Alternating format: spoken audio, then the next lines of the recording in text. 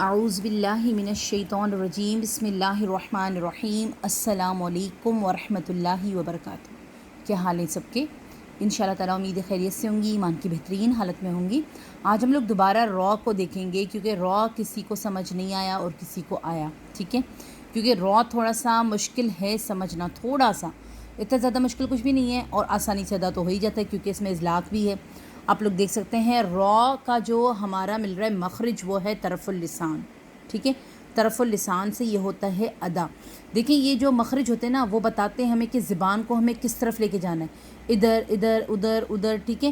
کیونکہ ہمیں پتہ ہونا چاہیے کہ ہم جہاں سے اس حروف کو ادا کر رہے ہیں تو ہماری زبان ہمارے منہ کے کس طرف لگ رہی ہے، ٹھیک ہے؟ مخرج کا مطلب یہ ہوتا ہے، تو ہم زبان کو ادھر لے کے جائیں گے۔ جیسے میں ادا کروں گی را را را، تو پھر کیا ہوگا؟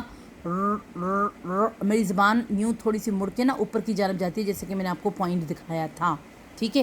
اس کے بعد ہم دیکھیں گے اس کی صفات، کیونکہ صفات کے بغیر کوئی بھی حروف ہم صحیح طریقے سے ادا نہیں کر سکتے۔ جہر یعنی ہوا کا نکلنا، محسوس نہ ہونا۔ جب ہم را ادا کرتے ہیں تو ہمارے منہ سے ہوا خارج نہیں ہوتی، ٹھیک ہے؟ را را را آپ کریں گے نا تو آپ کے منہ سے ہوا آپ کے ہاتھ کو ٹچ نہیں کرے گی۔ اس کے بعد توسط، توسط کا مطلب ہے درمیانہ پن، نہ یہ اس میں رخاوہ ہے نہ اس میں شدہ ہے۔ رخاوہ اور شدہ ایک دوسرے کے اپوزٹ ورڈ ہیں، ٹھیک ہے؟ تو اس میں دونوں ہی نہیں پائے جاتے بلکہ اس میں درمیانہ پن ہوتا ہے، دونوں کا درمیانہ پن، ٹھیک ہے؟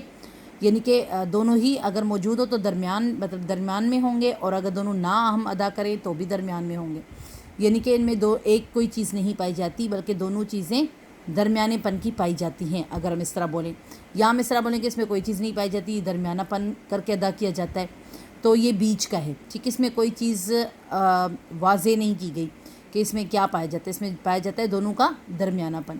استفعال باریک ادا کرنا، آپ کو پتہ ہے استفعال کا مطلب ہے باریک ادا کرنا، یعنی کہ را را را۔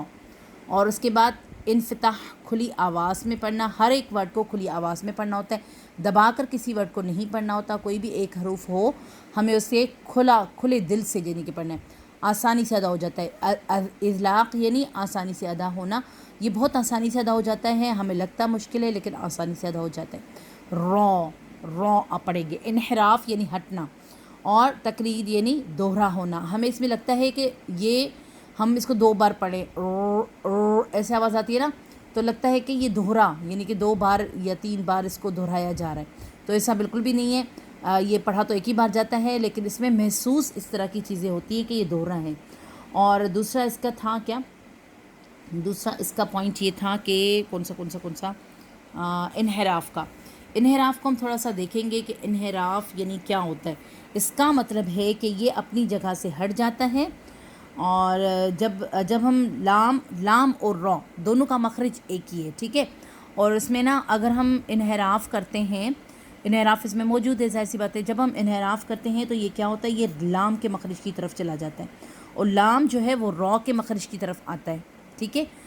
جب ہم اس کو ادا کرتے ہیں لام را، تو یہ پیچھے لام آپ پڑھیں گے نا، لام، تو یہ کس طرف جاتا ہے؟ را کے مخرج کی طرف۔ زبان، ہماری زبان ہوتی ہے نا، یہ دیکھیں یہ ہے ہماری زبان اندر سے، اس کو اگر میں ایسے بنا لوں، ٹھیک ہے؟ یہ ہماری زبان اندر سے، اگر اس کا پوائنٹ یہ ہے جیسے کہ ہم نے اس کو لام اور را ادا کرتے ہیں، ایک یہ پھر ایک یہ، پھر یہ ادھر جاتا ہے پھر یہ ادھر آتا ہے، لام پھر را، تو یہ ادھر ادھر آتا جاتا ہے، ایک پوائنٹ کا فرق ہوتا ہے بس، زبان کے ایک پوائنٹ کا فرق، ٹھیک ہے؟ یوں زبان، پھر یہ جب لام ادا کرتی ہے تو یوں جاتی ہے لام، پھر واپس آ جاتی ہے، پھر را، پھر یوں جائے گی، پھر یہ اس طرف آ جائے گی، تو یہ دونوں ایک ساتھ ہی چلتے رہتے ہیں، پوائنٹس ہوتے ہیں بس، اور کچھ اتنا نہیں ہوتا۔ تو اس کا مطلب یہ ہے، ٹھیک ہے؟ دوہرا ہونا یا ہٹنا، یہ دونوں اس طرح ہی ہوتے ہیں۔ تو آپ لوگ اس کو سمجھنے کی کوشش کیے، کوئی مشکل نہیں ہے، آسان ہے انشاءاللہ، بس مخرج کو ہمیں سمجھنا ہے، اور اس کے بعد را ادا کرنا تو آپ کو آتا ہی ہے الحمدللہ، لیکن جب ہم پڑھائیں گے تو یہ تب چیزیں کام آتی ہیں کہ ہمیں اس کے اندر کیا چیز مل رہی ہے، ٹھیک ہے؟ ہمیں پتہ ہونا چاہیے، کیونکہ یہ ہمارا دین ہے، یہ ہمیں اللہ تعالیٰ نے دیا ہے، اور اللہ تعالیٰ نے ہی کہا ہے کہ اس کو اچھے طریقے سے سیکھیں اور سمجھیں اور اس کو آگے لے کر جائیں، کیونکہ دیکھیں عربی لہجہ ہے تو عربی لہجے میں کافی چیزیں ملتی ہیں، اور اگر ہم اس کو ویسے ہی را کر کے ادا کریں گے تو ہم بولتے ہیں رے بولتے ہیں نا، رے.